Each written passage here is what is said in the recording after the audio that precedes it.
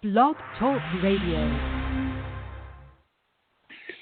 Good evening, everyone. This is me, Jonathan Alexander. I'm here to host our show, Life, Laughter, Happiness. Today, I have my co-host, Barbara, here. Are you there, Barbara? Yes, I'm here. Hi, everybody. Now, our guest today is Albert Lanier. You've been a journalist and a writer for 21 years. You hold a BA in the University of Hawaii, and you've been a contributing writer for the Pacific Business News and Honolulu Weekly, right? Correct. Well, 22 years, and then I retired in 2017, but everything else is correct. Officially retired, but still going strong, I think, with the writing. So, yeah, you know, it's funny. I retired from journalism. I retired from being a freelance writer, but I didn't retire from being a professional writer overall. So, as people who have heard me on other shows may be aware, I write a blog on Medium.com, and I write about media issues and current news. Good event. So as the election is, raging, and one of the reasons I came back to the show was I've been on other shows recently. I was on a show earlier this month talking about the election. And I know your show just did an election show. You did like a couple of days ago. I did a show about the election. That's right. You did. And, right. And I thought that was interesting for your show because you have kind of interesting content. I mean, it kind of runs the gamut. So I thought that was interesting that your show did that. And now, what did you think? It was my idea. It was important. Some of the stuff Johnny. Sorry. Some of the stuff we talked about, like, for instance, and I don't know if you've heard about this, but there's like a poll that was in 2016. It was one of the only polls that said that Trump was going to win, and it said it was going to win again. Mm-hmm. And I don't know if you've heard of this poll. Have you heard of it? What is it called? A poll that said that Trump is going to win this year? Yes, it's called Trafalgar. Have you heard of it? I don't think I have, or if I did, I wasn't as conversant with it, perhaps. So it's interesting because I was on a show earlier called The Ocelli Effect, and I talked about early in the month and talked about the election. So one of the reasons I'm glad to be on this show today, is to kind of take a break from talking about the elections, because I talk about a number of objects. In the past couple of years, I've been at times dealing with politics, and I have a feeling after this election, I'm probably going to be talking a lot more about it. So what I can do is I can certainly come back after the election and talk politics if you guys are interested. But for today, I'm here to actually discuss something I don't get a chance to talk about too much, and that is being a writer. And this is oriented more toward the audience that's out there. One of the reasons that I wanted to come do the show was, you have different kind of personalities, different kind of people on the show and talking about what they do. And over the years that I've been on podcasts and on talk shows and on radio shows, I've talked about a number of subjects. I also have been on some shows about writing. I was on a show called Aspects of Writing, which is in Las Vegas, on a very good show, and another one, strangely enough, called Writer Groupie, where I talked about being a freelancer, being a writer. So it's interesting, I don't get enough of a chance to talk about writing, or haven't had over the years, because I've talked about numerous subjects. And again, as I told you, I've been more recently, at least the past couple of years, talking a decent amount, not a lot, but maybe enough, about politics because of the election. And so it just gives me another opportunity to talk about being a writer. There are people out there, especially even with this coronavirus that's going on, people may be assessing their jobs. They may not have a job, may not have a career anymore.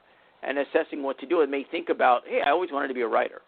I always wanted to write. Would that be possible? Might as well give it a shot. And I thought it would be interesting to, for the first time, actually kind of talk more to an audience than talk to, with an audience in mind, than to talk just about subjects and talk about things. And so that's we would love that. Major reason why. I don't want to interrupt you, Albert. I don't want to interrupt you. Yeah. That's why I'm here. I think that is a great idea because right. You're so right. I'm sure you hear this a lot right now with everybody in quarantine. They were trying to find things to do. Oh, what's it like to be a writer? Okay, well, you know what? Yeah, what is it like? It's probably a lot harder than it sounds, I could imagine. And maybe it's easy for some people. Maybe it's not. But so we would love to hear your insight on this. Okay. Well, first and foremost, I think where I'm going to focus on is what I've done professionally, because I know how to do it professionally. And that is, as I was mentioned before, I was a freelance journalist for 22 years, freelance writer for 22 years, and I'm still a professional writer for 26 years. But I'm going to focus on being a freelancer and also on being a blogger to a certain extent. I'm going to try to get that in as much. And I'm also bloggers. Do you feel like what is the difference between blogging and? Because I thought that when everybody makes a post on Facebook or internet, how is that different than a blogging? You mean being on Facebook or Twitter? You mean or? Yes. Well, he's saying, what's the difference between a post and a blog? Like, what is a blog? Okay. First of all, describe what a blog is. I see. I kind of see that because when I'm on Facebook, there are people who sometimes have these really long, posts, seem like essays. Well,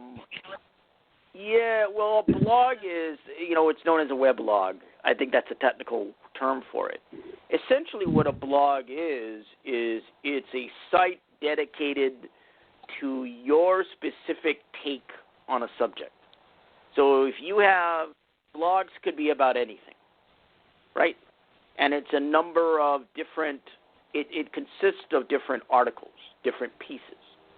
And it depends on what you want to talk about. So let's start out a little when we talk about blogging. I was not a professional blogger. I was a professional journalist and writer I've been a professional writer for 26 years. I ended up writing my current blog, which is on medium.com, which is about, like I said, current news, current events, and let me see, and media issues. I wrote it kind of by accident. I had actually been interviewed for a blog. The blog was called Write Worldwide, and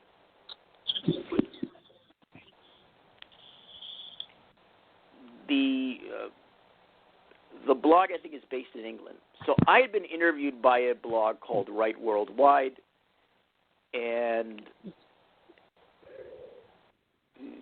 I think I was posting the interview on different parts of Facebook. And someone had mentioned that they read my interview and they were interested in possibly freelancing. And in the meantime, they were writing this, I guess, blog on Medium. And I went to medium.com and I checked it out. And it was interesting. I didn't like blogs. I didn't want anything to do with blogs because as somebody who had been a journalist writing for magazines and newspapers, you kind of look down on blogs because, blogs were seen as what amateurs did. People who weren't journalists, weren't real writers, did blogs because anybody could blog. And so I had never had any interest in, any desire to write a blog, any interest, any desire, and any thought of writing a blog. None of that. And I went on Medium, and I saw it, and at that time I had just retired. I had just retired. I had retired. It was 2017, I think April, and I was looking for things to do at that point. And I thought, well, why not I try this blog? And I did. I set up a blog there, and I've been writing since 2017. And I would call the blog that I've done different because, unlike being a freelancer and being a journalist, I don't have to pitch an idea to an editor. I don't have to get permission to do an article. I could just go and write about it. I want to write about this. Great. Say like, I want to write about the election. Okay, I'll go write a blog article about the election. And that's Can you make money what I've doing a blog? Can you start it up where you're making money? Or is it not about that? In my case, I don't make money blogging. Because I was writing, my intent actually was to get away from money, making money off of writing, because I had done it for 22 years as a freelancer. Right. So I was tired of all the business. I'm like, dealing with checks and dealing. I don't want to deal with that. So I haven't made a dime off the blog that I do on Medium. Now, you can do that depending on if it's monetized, if you have sponsors, if you have advertisers. You can do that. And that's one aspect. And there are people that blog, I guess, for a living. They do it with one of their primary aspects. Now, getting into blogging, if people out there are interested in blogging, here's what I would suggest that you look at in regards to blogging, because it's something that it's one way to become a writer. If you don't have, I guess, a lot of education or credentials or something, but you have knowledge of a specific area, it's a possibility. Some people might look at it askance in the professional world, but because there are professional blogs with newspapers and magazines as well. But I would say that if you want to blog, first and foremost, let me just go through a couple of aspects. First thing I would say to those perhaps interested in blogging is what area or subject that you're interested in blogging. So pick something that you're, if not knowledgeable in, then you're an expert in. If you're knowledgeable in cars, you know a lot about automotive repair, you know a lot about anything regarding trucks or vans or anything like that, you might decide, hey, I want to do an automotive blog. I want to do something oriented toward that. Say you were a mechanic even. You fixed cars. Maybe that's something you do. The more knowledge, and if it's something that you have knowledge and expertise in, that should be what you write. If it's something you don't know anything about, it makes no sense. So I would pick, first thing I would do is pick something you're knowledgeable and have a great deal of expertise in. Go ahead. I have a question. Now, what happens if it's something that you don't know a whole lot about, but you have a lot of appreciation for? Like, for example, it's sort of like, Barbara may know a lot about a subject that I don't, but I let her talk about it because it's important to her. Or it could be something vice versa. I mean, maybe you could write about how you love the subject then, Johnny, because he said you have to write about what you know about. That's what you do. So you could write about, I love this subject, and your thoughts about the subject. And that could lead into something else. Just like Albert, when you write your blog, I'm sure that you can put the link to something else you wrote or your book link, So I think it's a really good way to get yourself out there more, reach more people. Do you use it for that as well? Right.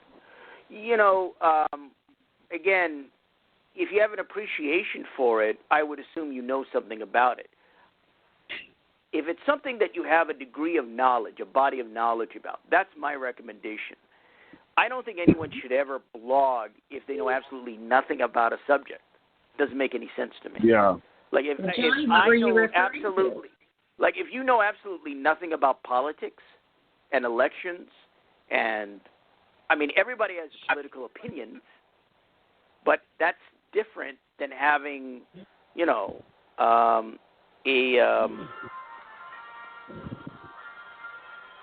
different from having having opinions is not the same as having, knowledge about politics. See, that's a big difference. See, so don't write you it, need more read than somebody opinions, else's. you need knowledge. Yeah. So go read somebody's blog or either know what you're writing about. I always wanted to write one, though, but then I think, hold on, before I commit to that, will I really want to? Because isn't a blog that really often people tune in to your blog because, they want to read it daily. How often do you write your blog? I'm somebody that's interesting because I don't write my blog every week or every month. I do it every so often. So weeks could go by before I write a blog. I don't write too many blog pieces. So within a given year, I probably would, at best, write, I don't know how many that I've written in a year. I would certainly write less than 50 and certainly probably less than 20. I only write so many blog pieces. Huh? Go ahead. To me, that seems like a lot per year. Yeah, part of it, again, is that I'm retired, and I don't want to crank out stuff all the time. I don't want to have to crank out piece after piece after piece, because I did that, years ago when I was a freelancer. I did for years, and, again, my approach to my blog would be different from most people's. I'm retired, and I'm writing a blog in retirement, and I'm writing it. I'm writing it when inspiration hits. If I find something interesting to write about or a subject worth writing about, I'm going to write about it. So that's why I do that. Some people write some people might write every day. Some people might write every week. Some people might write every month. I guess it depends on the blog. It also depends on if you're, again, what you're writing about, what the subject is, and it also depends on your audience. You want to keep an audience. For me, I'm not.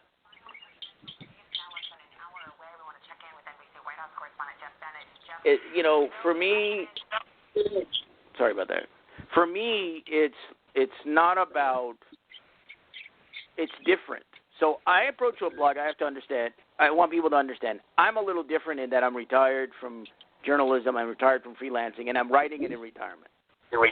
But for people who are, bloggers and they're to make money off of it, that's different. You may need to have a lot of. You want to be consistent so that you have a consistent audience that will come to your blog, read it, and obviously support the advertisers, support whoever supporting the blog financially, if there are advertisers or sponsors, to a great extent. And that gets into another area, which is you start from the first point. The first point, if you want to blog, pick a subject, pick an area that you have knowledge in or you're an expert in. The second aspect is consistency. You want to be able to provide enough content so that people will be interested in the blog. So if you have a blog, you're not going to write a blog once every 6 months, right? Because that doesn't make any sense. You can't build an audience if you write one blog and then 6 months later you write another blog and then the year's gone. 2 blogs in a year. 2 blog pieces in a year now. It's not going to do it. Yeah. There should be enough content out there. What I was going to say is that, mm-hmm. Sorry, go on. I'm sorry. Just trying to find my turn here. What it is that I think sometimes, like for example, I like the idea that Barb has helped me out, not to compare.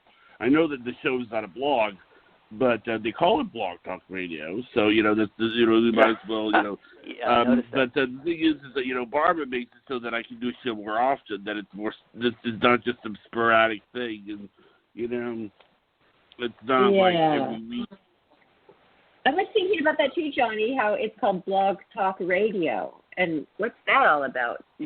What do you think, Albert? Why do they call it that? I think it's probably, I don't know. I mean, I've been on Blog Talk Radio shows, but I think it's probably because it's Internet-based. So, one of the aspects of the Internet is blogging. Obviously, it's talk radio. You combine Internet with talk radio, you get Blog Talk Radio. Just my assumption. I don't know. But as I was saying, it's the consistency. You have enough pieces, you have enough material that you will be able to have a blog that people will come to every so often and read on a consistent basis. And again, if you have advertisers or you have sponsors, that's important too, because they want to be able to put money into or monetize and financialize something that will have an audience and a consistent readership, a consistent base of supporters. So I think that's important. So picking the right subject, that's important. Also, and having knowledge and expertise in that subject, but also having enough content, having enough pieces in your blog that you'll be able to fill it. And the final aspect, I would say, is the blog itself. My blog's very simple. I'm on Medium.com. Medium.com is kind of a website for blogs. So it's a very simple setup for me. I don't use pictures. I don't use photos. Probably should, but I don't know how to do that. I'm not a tech-savvy person. I have to admit that. But I make it very simple. For me, it's about the text. It's about headline. And my headlines are usually, I try to make them a bit wise-ass. Something that, cool. Yeah, like I think I'm trying to remember. So my headline, I'm trying to remember the one that I did. Like I did one. I think the last one that I did, the last blog piece I did was about the Democrats and their efforts to get the Green Party off the ballots in several states, and about third parties.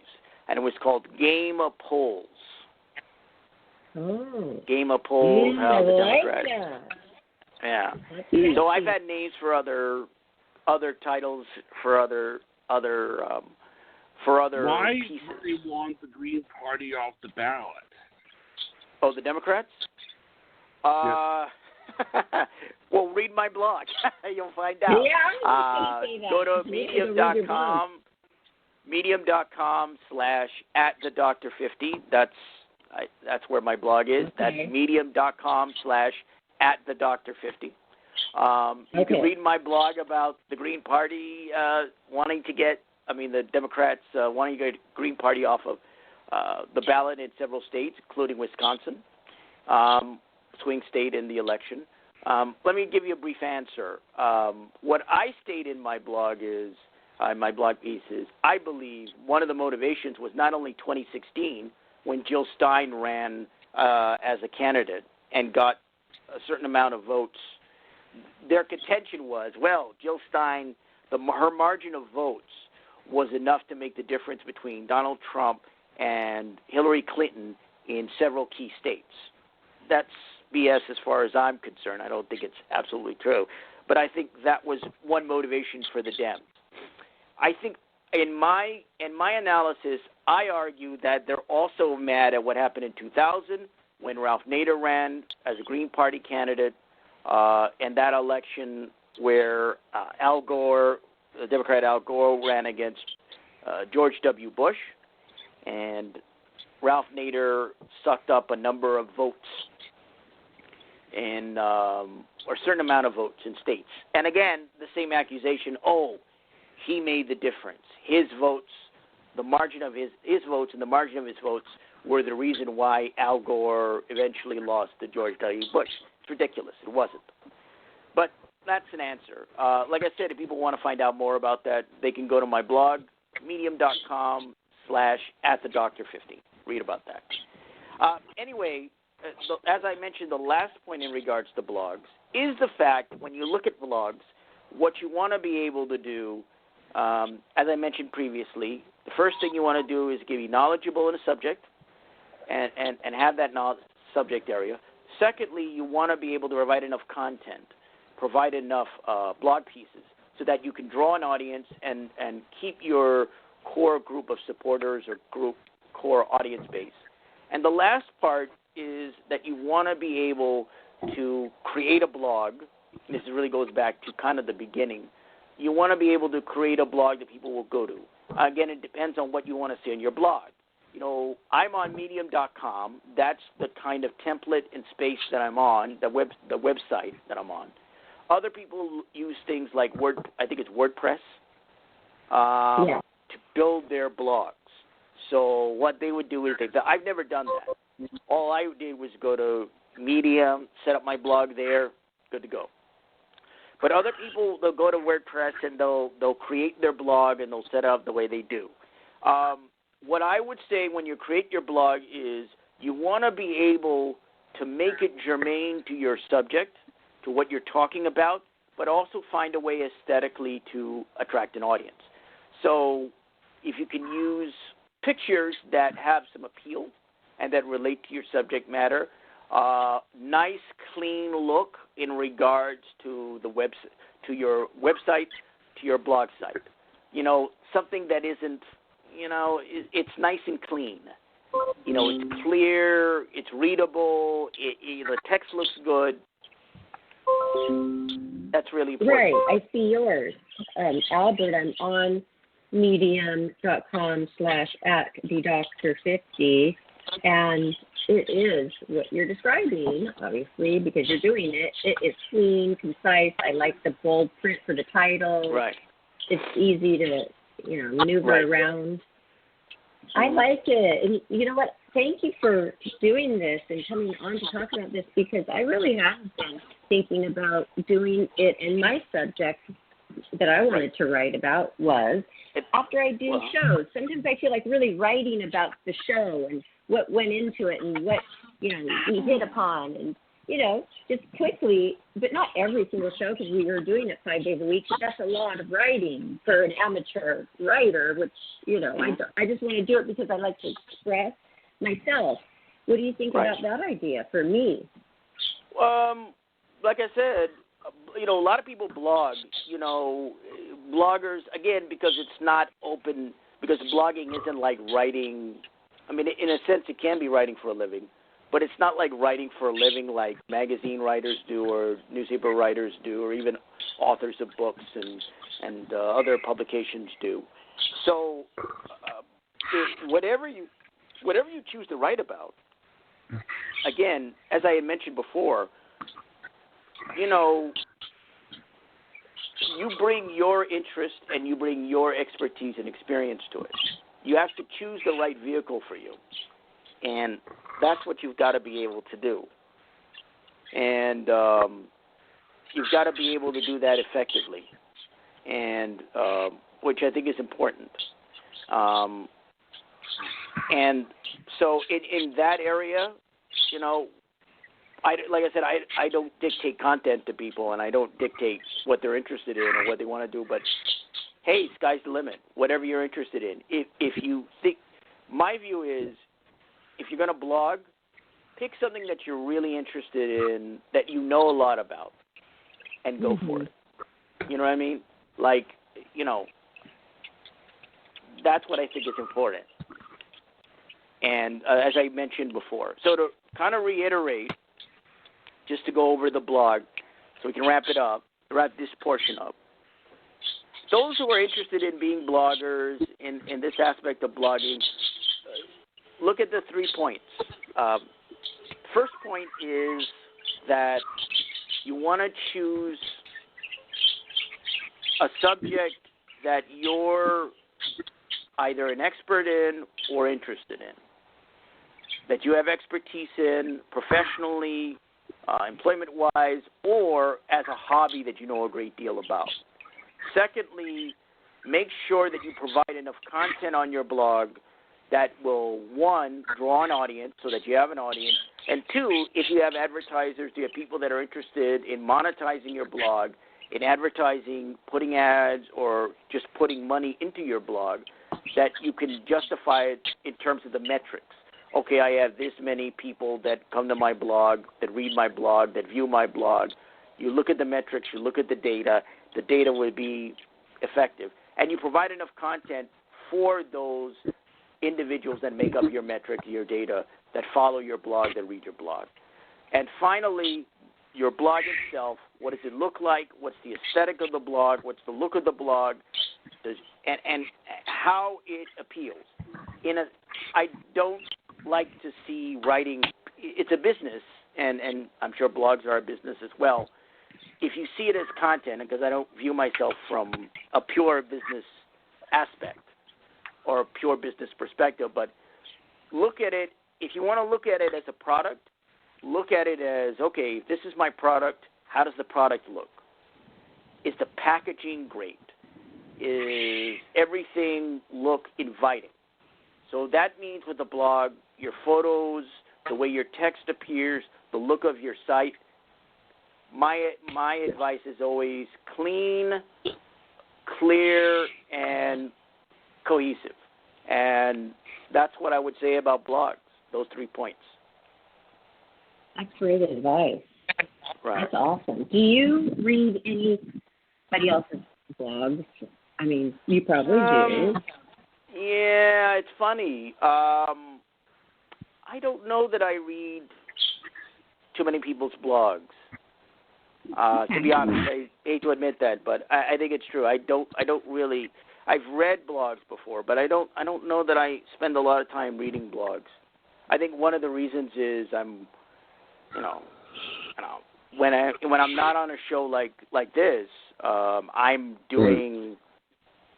I'm going and I'm looking at stuff on YouTube and I'm looking at other stuff. And when I write my blog, and because I have to do research for my blog as well, before I write my blog articles. So I don't get around, I think, to reading that many blogs. Sorry. Okay. No, I just was curious. But that is really inspiring me, what you've been saying. So you're not judgmental if somebody, because blogs, you were saying, so that they're usually for amateurs, or they are for amateurs sometimes. Yeah, anybody can. Yeah, anybody. Do you critique? Like if you were to peruse through somebody else's blog, do you critique their writing skill, or do you think, oh well, it's a blog, anything goes, or does it bug you when you see like the sentence structure isn't correct? I see. Yeah, I mean, I have seen blogs which are, how do I put it, not well written. And I generally look at a blog, it's decently written, but I've seen a couple that, mistake here, mistake there. I guess I can understand it. But I saw some blog, it was done in this sort of like street lingo, street argot, and it kind of rubbed me the wrong way, and I just went, it doesn't work for me. But yeah, I don't spend my time, if I do read a blog, I don't spend my time critiquing it, because I've spent less time writing a blog, only 3 years, compared to writing for magazines and for newspapers. I spent over 20 years doing that. So yeah, I don't really critique that kind of thing. I don't critique blogs. I don't do that. I'm not a blog master, So, and before I get into a couple of other areas that I will be going into for the show, I just wanted to remind people, speaking of blogs, my blog can be found at medium.com. So I wanted to remind people, if you're interested in reading it, you can go to my blog, which is medium.com/@thedoctor50. That's medium.com/@thedoctor50. And I deal in current events, current news, and in media issues.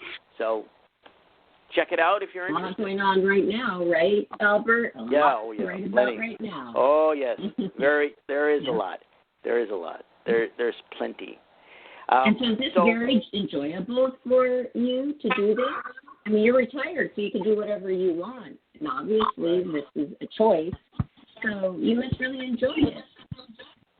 It's the purest form of writing I've ever done in my life. Oh. It really is the purest form of writing. Because it's all yours. It's whatever you want to write. It's not a job. It's just coming straight from your heart. Your mind. Right, precisely. Yeah, absolutely. Yeah, that's wonderful. It's the purest form of writing I've ever done, and because I don't have to sell it to someone. I don't have to get an editor interested. I don't have to get a publisher interested. I don't have to send it to an editor and, see what it's like edited or eventually see it published.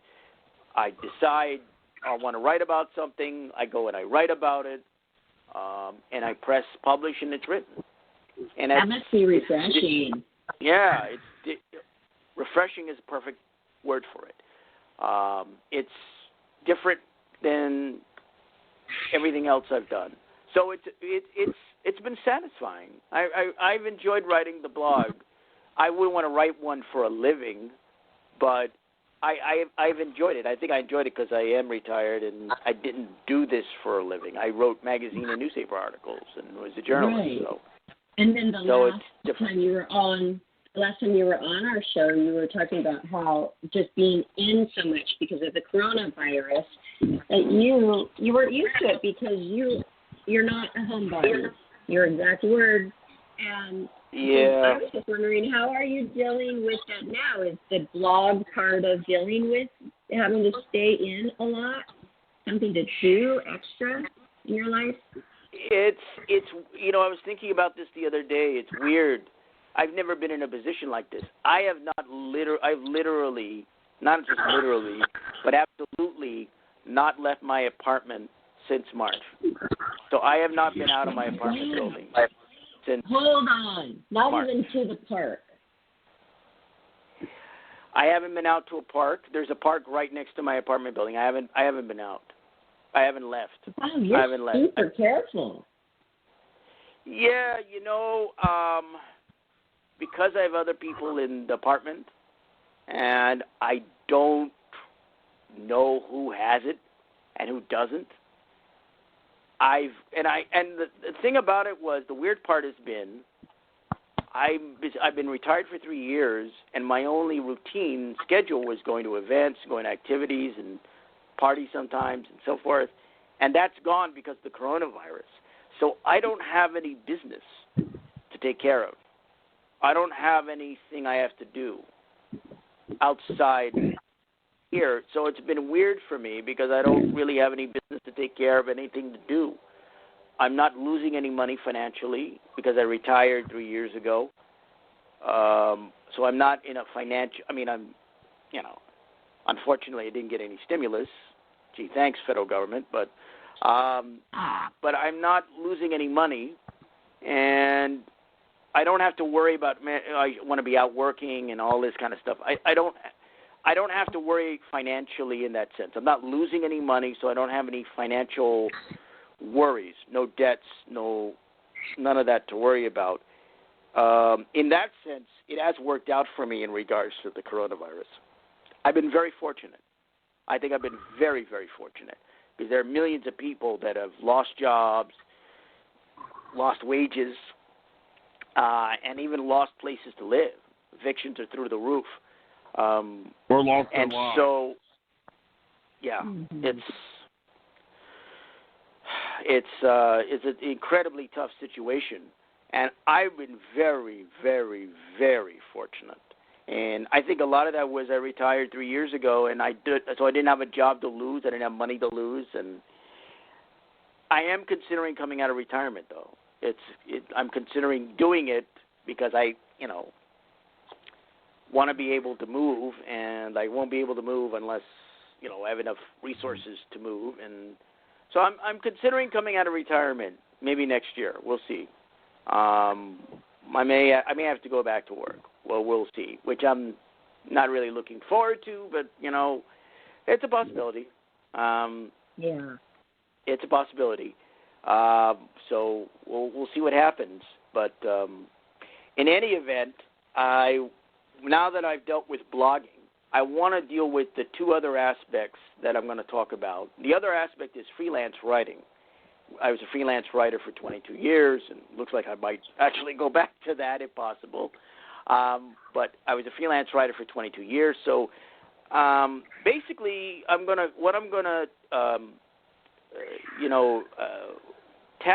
deal with or draw on are my series of seminars, the 3 seminar series called The Basics. And The Basics is a series of seminars, a 3 seminar series. I came up with it a number of years ago. And I did it out of convenience because I thought if I'm ever asked to give a speech or a talk or a seminar about writing, I didn't know if I would. I wanted to have something that I could just automatically give, and I didn't have to go and write it and then deliver it. I could just have it done and just memorize it and just go. And that's where this came from. And the series is 3 seminars. The first seminar is called The Basics. And The Basics is what I call the 3 rules of writing. And I'll be dealing with those rules briefly here today on the show. So that's the first of the seminars, The Basics. It deals with what I call the building blocks of being a writer. 3 rules of writing. Now, that's for anyone. Doesn't matter what you do. You want to be a screenwriter, you want to be a copywriter, you want to be a green card writer, doesn't matter what you want to do. That's no matter what profession, what writing field you want to go into. That's The Basics, the 3 rules of writing, building blocks. That's the first seminar. The second is called The Goods, which I'll also be talking about, which deals specifically with freelance writing. So just like I dealt with blogging earlier and went and talked about blogging and what bloggers should do and probably to a certain extent need to do, I'll deal with people who want to freelance and what they should do and what they need to do. Finally, the last of my series of seminars is called The Business of Writing, which is a sequel to The Basics, and it deals with just that, business aspects, industry aspects of being a writer. So what I'm going to draw on and what I'm going to talk about today are briefly talk about the basics, 3 rules of writing, and then I'm going to go into the goods, which is about freelance writing. So that's what I'm going to go into, basically. So let me start out by dealing with. Go ahead. Oh. I'm writing it down. I'm learning. I've got the number 1 going, the basics, 3 rules of writing. Oh, yeah, I'm interested. I love writing. Okay. Yeah. Let me start out with the basics. And, again, the whole point of the basics was to provide – I came up with it because I felt that individuals they want to be writers, but most of what they do in terms of wanting to be a writer is how do I get published? How do I get my book published? How do I get my screenplay sold to a studio? How do I get my TV script sold to a network or whatever? That's what they're interested in. And, how do I put it? They want the rewards. But to get the rewards, you've got to be able to produce. You have to have the skills that allow you in the basic structure to do so. And I think what people need is that, what I call basics. And what I found in 26 years of being a writer are the basic qualities you need to be a writer, whether you're going to do it a quarter of the time, whether you're going to do it half the time, or all of the time, all of your life, half your life, quarter of your life. So the basics compose of, like all my seminars, they compose of three-point structures. I know, Barbara, you're an actress. To use a screenplay term, classical 3-act structure. So a classical 3-act structure. Now, before I go into this, I do want to state as a disclaimer that if people are interested in being writers, I assume that you know how to spell words, that you have proper grammar and syntax, that you can put sentences together in paragraphs. It may be odd for me to say this, but some people want to do things, but they don't have the basic skill sets or the basic aspects to do it. Like you see that with American Idol. People want to be singers, but they can't sing, and they can't sing on key. It's off-key, atrocious singing. So, if you're barely literate and you can't spell, you're not going to be a writer. I'm sorry to disappoint you. hate to do that. So I assume that people listening and those interested, you know how to spell, you got grammar, syntax. Okay, get that out of the way. Let's deal with the basics. The basics, the 3 rules of writing, what I also call the 3 columns. It also leads into what I call the 3 Ds, which you'll find out. So let's start with the 3 rules of writing. Here's the first rule, commitment. Now, what do I mean by commitment? I mean a choice. To be a writer, you have to choose to be a writer. Not only that, you have to follow through on your choice. Let's use, for example, marriage. Marriage is known as a commitment, right? So it's not enough for an individual to choose someone. They've got to be able to follow through on the choice. They go through a ritual or ceremony and they get married. That means that they are committed, or they honor, they make a commitment, especially in a legal sense, as anyone who's been divorced knows. So commitment means not just deciding to be a writer, but following through on the choice and doing the things you need. Now, this first rule leads to the aspect that is known as the first D, which is dedication. You must have the commitment, and that means dedication. You must be dedicated to the task.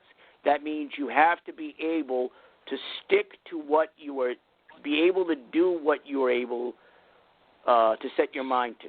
And that is, not only do you get the right tools, you get a computer and you get paper and you get all the tools that you need, internet and whatever. You need all those things.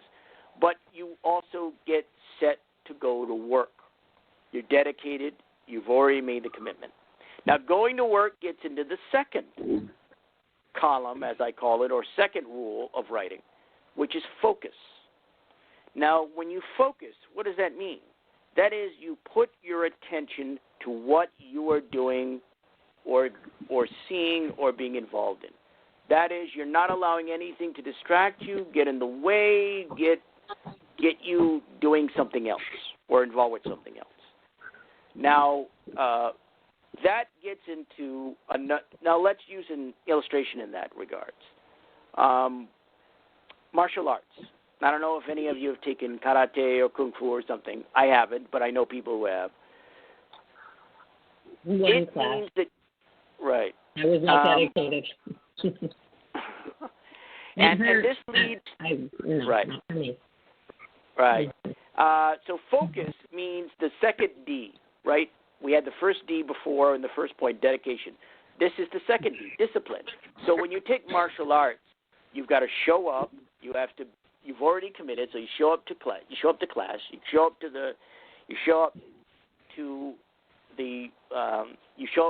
and you engage in grappling. You engage in all the skills that you need, and you develop physical discipline, and you develop mental and philosophical discipline. So when you learn the martial art, whether it's kung fu or karate or taekwondo or what have you. So that's important for the writer. The writer has to be able to be disciplined. You have to be able to, as I mentioned, they're focusing, they're not allowing anything to get in the way, and they're doing the work. And they continue doing the work, writing what you want, writing a blog, writing a script, writing a TV script, writing a novel, it doesn't matter what. You're doing it. You're disciplined. It's not just you do it once, you do it twice, 3, 4, you constantly do it, and you're focused. So the second point, focus, which is the second D, discipline. The final rule of writing, or column as I call it, is time. Seems simple enough, right? Seconds, minutes, hours, time. But what do I mean by time? in many respects, this is the most important of the rules. To be a writer, it's fine to have the commitment and the dedication. It's fine to have the focus and the discipline. But it doesn't mean anything if you don't put the time into it. You've got to make the time. You've got to have the time. You've got to devote the time. And this gets into the third aspect, which is duration, right? You're not just, as I mentioned with the second point, you don't just do it once, you don't do it twice. You're constantly doing it. And you devote the time, seconds, minutes, hours, to writing. Now, let me use a third example, which may seem a little odd, but I'll use it nonetheless. Now, I don't know if you've ever seen the TV show Family Feud. Oh, yeah, I was on that. You were on Family Feud? Oh. Yeah, the celebrity Did you make version. it? And I got number one. Got the number one answer, yes. Okay. Now, did you guys make it to the final round? We won. The Playboy Playmates won all 4 shows against the Hollywood Bachelors. Okay. Now, the final round is like I don't know if it's the lightning round. In the lightning round of Family Feud, you have, 11 seconds on the board, right? Now, the contestants, as you well know, have to be able to get 5 answers on the board within those 11 seconds. So I use that as an example to say it's a use of your time. That person has to be able to get those 5 answers. They have to use their time effectively and manage to get the answers out there and the answers that will work. So it's the duration of the time, use of the time. So that's important. So let's go over this again and review. The 3 rules of writing. Commitment, not just having a choice, but following through on the choice. Focus, being able to concentrate and have attention to the work that you're doing, no matter what that work is.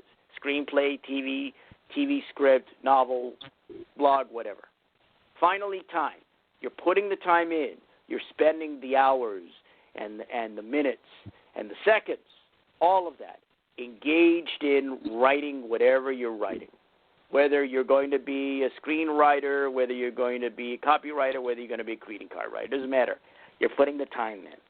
And, of course, along with those are the 3 Ds, dedication, discipline, and duration. And that is the 3 rules of writing.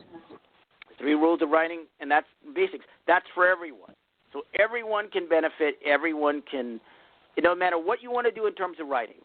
Like I said, you whether you want to write novels, short stories, poems, plays, what have you, these are the 3 rules, as I call it, of writing. I don't like the term rules, but it's catchy. And that's what you need to be a writer. Yes. Albert, that is what I was thinking when I was telling you, I've always thought about writing a blog since I started the show. Well, and I was saying, I just don't know if I would be able to stick with it, which would be under the commitment of it. Would you recommend if somebody's starting that to get some shows written before they actually start, or write some blogs before they actually publish the blog, just so they don't feel that pressure of, oh my gosh, I haven't written one for a while. Like, that pressure is what makes me feel uncomfortable sometimes, not with everything. Sometimes I like pressure. But, writing, that should be enjoyable. I would want to enjoy it. So what do you suggest then? Would you suggest to get some under your belt before you just publish it on, say, medium.com? Interesting. In terms of a blog? Well, the blog is yours. Yes. So, my view of a blog is, I don't think, if you just do a blog, it shouldn't be a pressure, you know what I mean? It's just you, it's just your project, it's whatever you want to do about it. And it's not about followers. If you want to write down in a book, what a possible blog piece might be, well, go ahead and do that. I've done that with blog pieces. I used to do that with articles. I would write some of them in advance on paper. I would do that.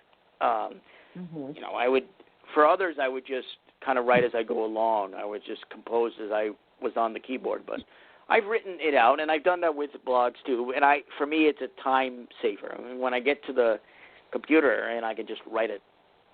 So I don't disagree with that. You know, if you want to write something out longhand, you know, write it out and look at it and see if this works for you. And, you know, I think that's perfectly fine. I do want to get to the last... What if, Albert, this is so important, though. What if you find somebody is really copying what you are writing verbatim? You see it somewhere else, and you've written this. I mean, is there protection when you're writing a blog? Oh, I see. Well, there's basic plagiarism and copyright. I haven't come across anyone who's tried to plagiarize my blog pieces yet.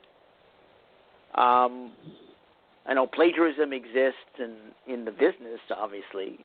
Even as a journalist, you know, there are journalists who plagiarize. I haven't come across it in regards to my blog. I'm not aware of anyone who was like taking parts of what I wrote and using it for themselves and pretending they wrote it. I don't think my blog's that well known. So, to be honest, I'm not famous, so I don't think that's the case. For me, I don't, you know, I think if you know that somebody's plagiarized something, I think you have to go through the basic protocols, you know, to deal with them. You know, if they're on a blog and they've taken something and you've written it and they don't have attribution or they don't have, you know, they haven't noted that you wrote it, then pick it up with whatever carrier or you know, site or whatever blog they're on, or make it known, I guess. Okay, but it's not your concern. It's not one of your concerns. I haven't gone through it yet. I don't think anybody's tried to rip what I've written in my blog yet. Like I said, I'm not famous. You know, I'm you know, nobody, you know. That's okay. Yeah. I mean, that's you know, okay. You're a writer, and you're good. You're a very, very good writer. You don't need to be famous. Thank you. You know, let me put it this way. You know, I don't think I'd ever, unless Trump tweets about me or something, then maybe I'll be known. Then I'll become known overnight. But that hasn't happened yet. I don't think he's. Well, I hope he's not gonna tweet about me. Well, it's funny what I've had to worry about. You. Huh? He might retweet some of your tweets. Oh, jeez. Oh, that'll get me into trouble. Oh gosh, that's funny. So let me just get into the last aspect, which is relating to freelance writing, which is what I did for a living for 22 years. I was a freelance journalist and a freelance writer. And this gets into my second seminar of the basic series, which is The Goods.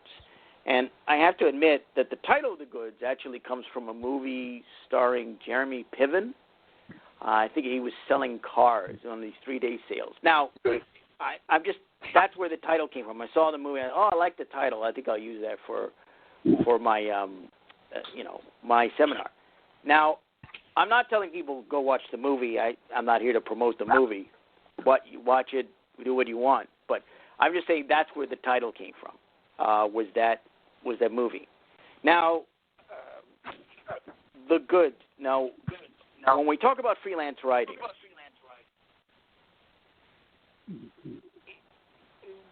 as I mentioned before, I was a freelancer for 22 years. I wrote for magazines and newspapers.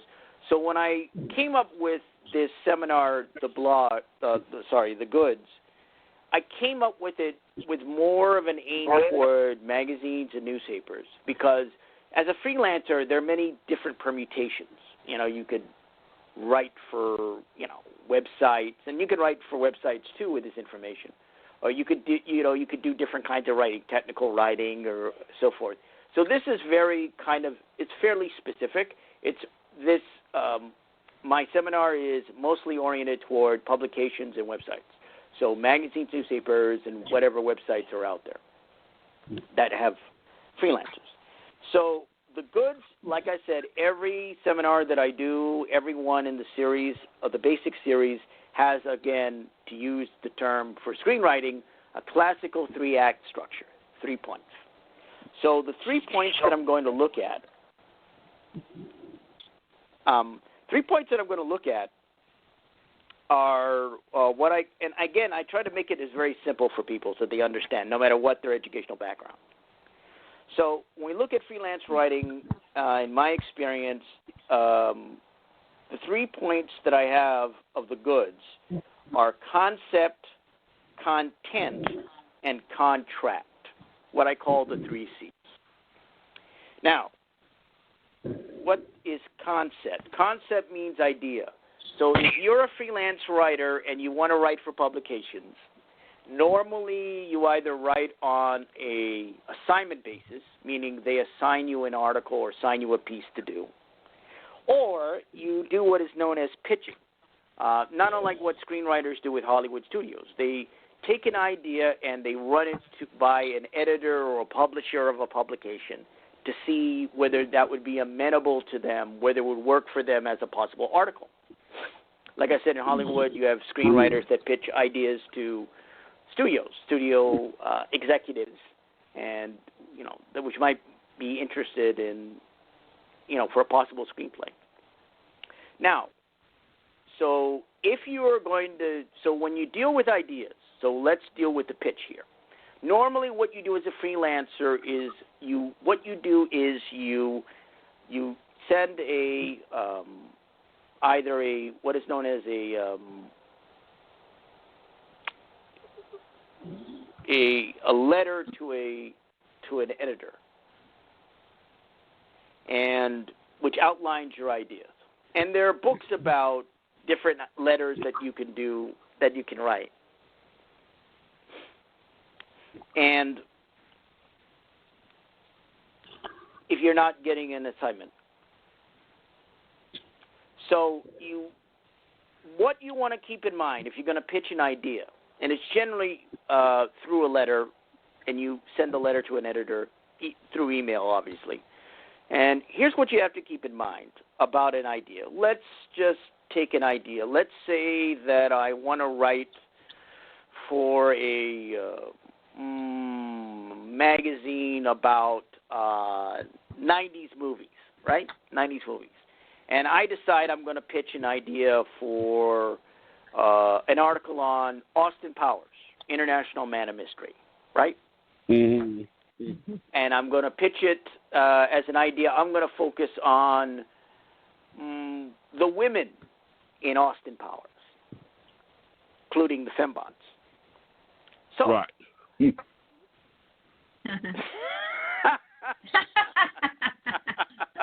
Spark Johnny's interest on that. Right. Yeah.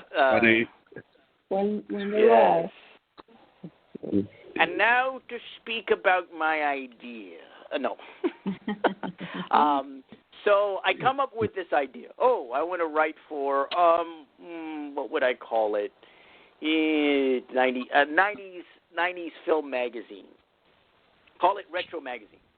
And I want to do it on Austin. The idea that I have is to do a movie on Austin Powers, but to do it about the female characters in the Austin Powers movie and the female perspective from all the female characters. Okay. Now, when we look at the idea that you have for a magazine or a newspaper, let's start with A, right? Does it have an inherent audience appeal? Every magazine, every newspaper, of course, has an audience. So we're dealing here with magazines.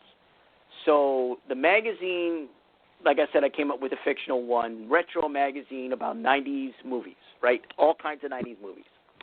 Okay, does this idea have any appeal to an audience? Well, we know there are people that watched Austin Powers because they made it a hit. It was a hit movie. The sequel was bigger hits, but it was a hit. Okay, there's an audience. Great. Now, Right. So now I'm looking for an idea that may not. So I'm looking for an idea. If I just come up with, I want to write about Austin Powers as a movie, it's okay. Maybe it would work, maybe not. But the more specific and tailored your idea is so would that idea, Austin Powers, be interesting to an audience? Probably would, because there's enough of an audience base. Okay, even for a magazine dealing with 90s movies, because it came out in the 90s. Okay, so it has what I would call an inherent audience appeal. When an editor or publisher looks at an idea that you have, they want to make sure that it not only fits the audience, but an audience would be interested. Will this be readable to an audience?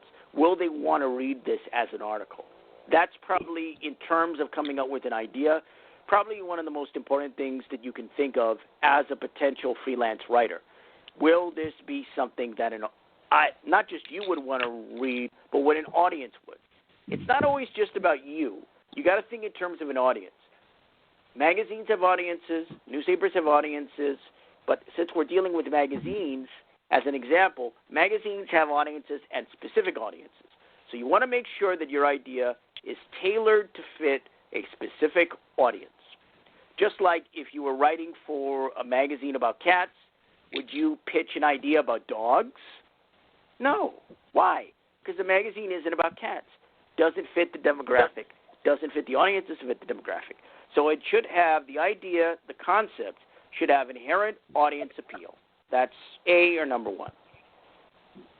B, what kind of facts are there that are interesting about this? So we have the idea for so the idea I came up with, fictional magazine, retro magazine. The idea was Austin Powers, do a movie article on Austin Powers. We know retro is about 90s movies. Do this about Austin Powers and about women in the Austin Powers. Okay, so what facts, what interesting content, what interesting aspects can we dig up, right? Well, we know that, was it Elizabeth Hurley was in the movie. We know there were other actresses in the movie. Barbara, of course, you were in the movie. Actually, that was the second movie.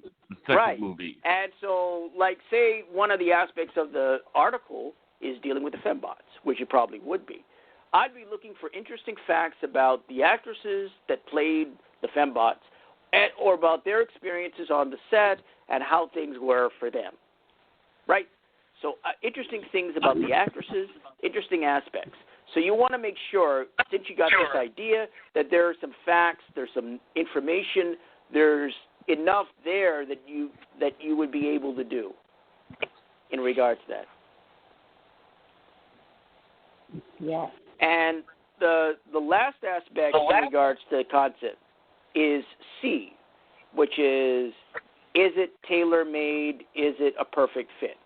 So that comes to honing the idea down, right? We talked about audience appeal. Does this appeal to an audience?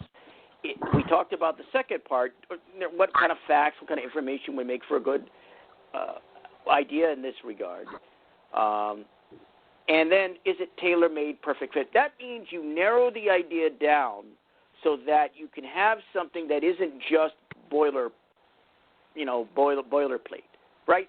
That's why when you look at what I mentioned about the idea for this fictional magazine, retro magazine, 90s films, I said, let's talk about Austin Powers, but let's talk about the women in Austin Powers. And let's go specifically at some point and deal with the fembots. They may not get as much attention as some of the other actresses in the movie. And you may look at how they, this aspect parallels to the other aspects, depending on what your article is about. It parallels to the other aspects that this movie discusses. That this movie makes fun of. Basically, when you look at Austin Powers, it's a kind of parody or a satire of the In Like Flint movies to a certain extent, and other spy movies, but especially In Like Flint, and I think also the Dean Martin movies in the 60s too. I think that's maybe where the fembots came from for Austin Powers.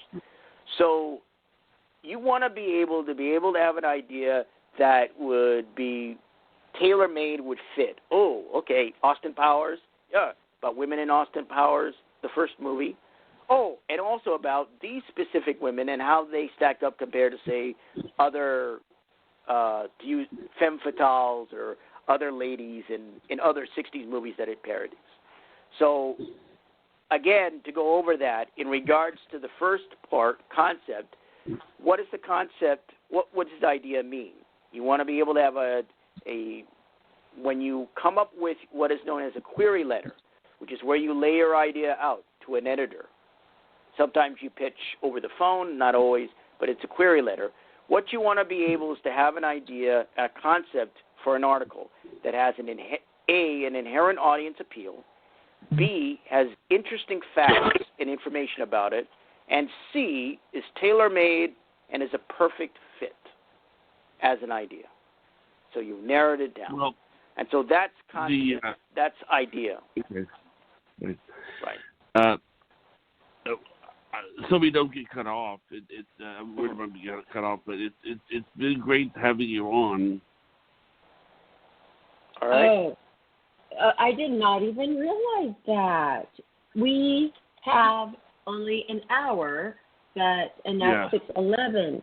But oh my gosh, there's so much more to cover. It seems like right. It will cut us off true. if we go on too long. If we go right. over an hour too long, it will cut right. us off. So right. is there a part two that you right. could come back and continue this? I feel like I'm in college, actually, Albert. I do. I'm like, okay, I'm learning. Yeah, right. you really are right. a good teacher. Oh, you might be. Thank you probably right. are going to be teaching. Right. I feel like you are. I don't know. Well, I haven't done it, but just to briefly get this in the wire. When you add the second part is content, so you want to make sure to have a quality research if your idea gets chosen. Quality research, make sure it's cohesive, and deal with what goes on in regards to politics of publications. And the last point is contract, so that's business. So you want to make sure that you don't work for free, make sure you get paid. So you also want to make sure that your time is well paid for, represented in terms of the article. And finally, you want to make sure that you get a decent rate of return on the article and that it's worthwhile for you, it's profitable. So the three aspects of the goods, concept, content, contract, the three aspects there. Oh, so I got all of them in under the wire. Didn't go into detail about the other two, but I'm fine with that. I got them in under the wire, so I'm happy. Yes, okay. And wow, what a great surprise that you really had something that you really wanted to showcase, and that's so helpful, right, Johnny? To us, it's like we didn't have to choose a topic; you knew, and I'm glad that you got it all in. And I would love to have another. This is the third time you've been on our show, actually, but to this show, let's have a part two to this specific show here about what it takes to be a writer. Oh, okay. Three rules of writing. You want to do that? Yeah, I think I can do that. I think I can do another part two. Well, as I was saying before, what I can do, I mean, you guys did a show on election. So if you're interested, I can come back and do a show on that, and then later we can do a part two. Okay. Oh, that like would another be really episode. wonderful. Yeah. So what I can do, because I'm slated to probably go on another show after the election, after November. So you did an election show, I thought I'd offer this to you, since you guys did an election show. I can come back in November and do a post-mortem on the election and talk about, my analysis or my assessment of it. And that could be the next one. Yeah. So stay in touch with me about that. Yeah, I was very happy to do this. I don't get a chance to talk about writing too much. And I was on a show earlier this year, I think, called The Specialist Hour, based in Virginia, and talked about writing. So I'm very happy. Quite satisfied. I've been trying to do more, actually focus more on film, entertainment, analyzing film, and writing, talking about that. But I've been interviewed about other things, so it's especially with the election. Sounds wonderful. And I'm glad you're happy. Shout out now, Barbara. Yes, I just want everybody to know exactly where to find Albert Lanier, because you've got a lot that we could learn about within your blog. So everybody, go to, I have medium.com. Go to medium.com/@thedoctor50. And you'll find a bunch of wonderful blogs that Albert has written. Read up on them. And then go to his Facebook and find out what he's been doing as far as all these podcasts, because you've been on a lot of podcasts besides ours. That's right. And I've been doing shows. I've been doing podcasts, talk shows, and radio shows. I've been interviewed for over a decade. So, and still, doing it. Like I said, after this election, I'm probably going to be on another show. I'm slated, I think, to do another show. I did a show earlier in the month, and I'm slated to do another show. So that's why I made the invitation, to do the postmortem on your show, considering. But, yeah, I've been on a number of shows, and people can catch me at Medium. I'm also on Facebook. And if you want to catch me, you want to react to this episode, if you have any questions about being a freelancer and about blogging maybe, or even about my basics, you can contact me on Twitter. I'm at Critic Incorporated on Twitter. That's at Critic Incorporated on Twitter. So you can catch me on Twitter and on Facebook. Okay, now, Barbara, can you do the shout-out for us? Yes, and also you're going to be able to listen to this show and find all of our other shows on YouTube. Momentarily, this will be up. Life, Laughter, Happiness YouTube. And while you're there, don't forget to subscribe. We appreciate that. And I can't wait to listen to this again. Over and over. Yeah. Wow. Well, I've listened to your shows that you've done with us over and over, Albert. You are so interesting. Yes. Oh, that's so sweet of you. We always love having you, don't we, John? Oh, yeah. It's always nice to talk to a beautiful, lovely lady like you, Barbara. You make everybody. I'm sure you make everybody sound great. Well, I think you're enjoying it. We've got a lot of shows now, so we're just happy that you're part of it, and we always are grateful for your time. And thank you for having me on the show. We have a YouTube I think Johnny's worried it's going to cut us off. Oh, we have a TV channel now. It's on Roku, Life, Laughter, Happiness. Oh, Roku. Yes, and so we just started it. It's where people can actually see us instead of just hear us. So Johnny's busy working on that, and he's giving me my own show as well. So I'm going to be a big content creator. I'm going to be a big content creator, more than I already am. And I am quite a big one. So that's exciting. So we'll be in touch about that too, Albert. So thank you so much again for coming on. Albert. Should be interesting after the election. We can't wait to hear your thoughts after. All right. Yep. All right. Good night, Albert. Have a great night. Good night, Barbara. Good night. Thank you for having me.